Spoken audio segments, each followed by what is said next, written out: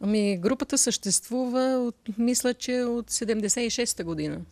Ние трите, а пък те двете пък в друг завод. Нали? Във всеки завод имаше групи и след това се събрахме пък ние, пет, даже още две има, но не са тук.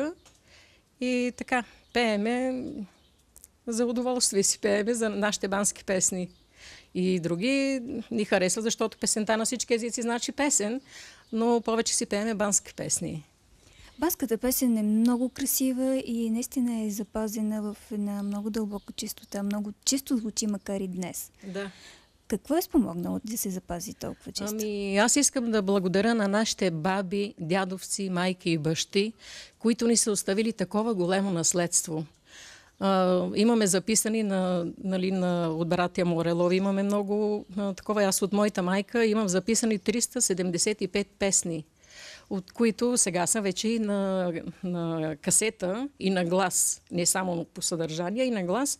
И от текст черпиме стари бански песни, за да не излизаме с едни и същи песни на фестивали.